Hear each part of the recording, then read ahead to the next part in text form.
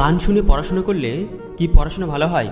অর্থাৎ তুমি পড়াশোনা করছো, ব্যাকগ্রাউন্ডে একটা গান চলছে এবং তুমি সেই ছন্দে অসাধারণ পড়াশোনা করছো এবং হয়তো এটা তোমার অভ্যাস হয়ে গেছে।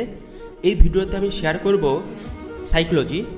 সত্যি এটা কি আমাদের ক্ষতি হয় না লাভ হয়? আমি বলবো এটা 100% আমাদের ব্রেনে ক্ষতি হয়। হয়তো তোমার আনন্দ হচ্ছে, একটা ছন্দে তুমি গান শুনছো, কিন্তু ব্রেনের মধ্যে একটা অংশ আছে, সেটার নাম হচ্ছে ব্রোকাস এরিয়া। এটা কথাকে প্রসেসিং করে।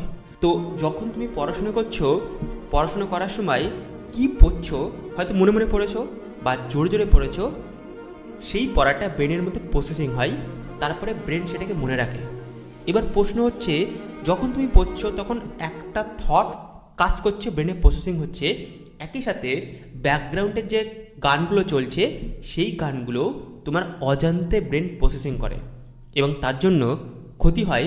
তোমার ব্রেনের মধ্যে যে প্রসেসিং ক্ষমতা সেটা কমতে থাকে।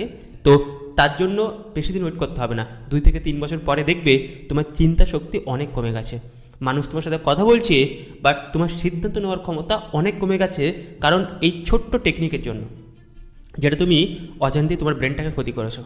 এখন প্রশ্ন উঠতে পারে যে গান শুনে শুনে কি পড়াশোনা করব? আমি বলবো একদম নয়, গান শুনে কখনোই পড়াশোনা করবে না। কিন্তু এর পরিপ্রেক্ষিতে তুমি একটা কাজ করতে পারো। আমার ব্যাকগ্রাউন্ডে একটা মিউজিক চলছে, এই মিউজিকটা শুনে যদি তুমি পড়াশোনা করতে পারো, তাহলে তোমার পড়াশোনা অদ্ভুত রকম ভালো হবে। কারণ আমাদের ব্রেনের মধ্যে কিছু ফ্রিকোয়েন্সি আছে, যে ফ্রিকোয়েন্সিটা আমাদের ব্রেন পছন্দ করে, এবং এই ফ্রিকোয়েন্সিটা যখন তুমি শুনবে তখন তুমি একটা মাইন্ড অফ স্টেটে চলে আসবে, স্টাডি স্টেট, এবং এটা তোমার পড়াশোনাকে আরও 100% অ্যাক্টিভ করে তোলে। এখন তুমি প্রশ্ন করতে পারো, এই মিউজিকটা তুমি কিভাবে পাবে? পাওয়ার জন্য 2টি প্রসেস আছে। প্রথমে কমেন্ট করতে হবে, দ্বিতীয় আমাকে ফলো করতে হবে। যারা এই 2টো কাজই করবে তাদেরকে আমি পার্সোনালি ডিএম করে এই মিউজিকটার লিঙ্ক পাঠাবো। লিঙ্ক থেকে সরাসরি ডাউনলোড করতে পারবে।